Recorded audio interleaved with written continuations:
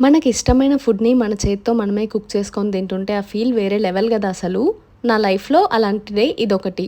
I love puri with saag combination. దీన్ని కొంతమంది బొంబాయి చట్నీ అంటారు, పూరి కర్రీ అని ఇలా ఎన్నో అంటుంటారు. వాటెవర్ ఇట్ ఈస్ టేస్ట్ మాత్రం అమేజింగ్ గదా అసలు. వీక్ డేస్‌లో ఇంపాసిబుల్ అసలు పూరి చేయడానికి. ఇంకా వీకెండ్స్ ఎప్పుడూ busy with cleaning stuff, resting and again back with week days with heavy loaded work. ఈసారి ఫర్ ష్యూర్‌గా వీకెండ్ పూరి చేసేసుకొని ప్రశాంతంగా నా కంఫర్ట్ మీల్ చేద్దాం అనుకుంటున్నాను.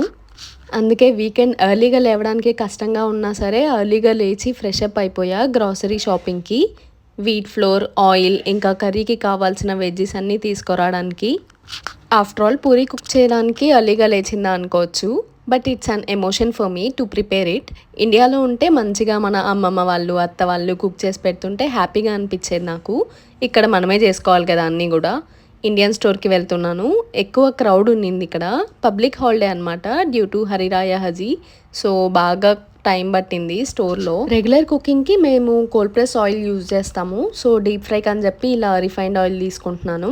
ఆయిల్ ఫుడ్స్ అంత హెల్తీ కాదు. But once in a while okay అనిపిస్తుంది మాకు. మరీ ఎక్కువ ఏమి డీప్ ఫ్రై ఐటమ్స్ చేసుకోము కాబట్టి. క్రౌడ్ నుండి అయితే బయటపడ్డాను అండ్ ఫైనల్లీ ఇంటికి వచ్చేసా. వచ్చేసరికి ఫుల్ టయర్డ్ అయిపోయా. మార్నింగే చాలా సన్నీ ఉన్నింది. ఇంకా కాసేపు అలా కూర్చొని రెస్ట్ తీసుకున్నా. తర్వాత పూరికి పిండి రెడీ చేసుకుంటున్నాను. మీన్ వైల్ కర్రీ కోసం పొటాటోస్ కూడా బాయిలింగ్‌కి పెట్టేసా ఒక బౌల్‌లో పెట్టేసి. ఇంకా మంచిగా పూరీలు చేసేస్తున్నాను ఇక్కడ. ఒకవైపు కర్రీ కూడా కుక్ అవుతుంది. 2 నేనే ప్రిపేర్ చేసేసాను.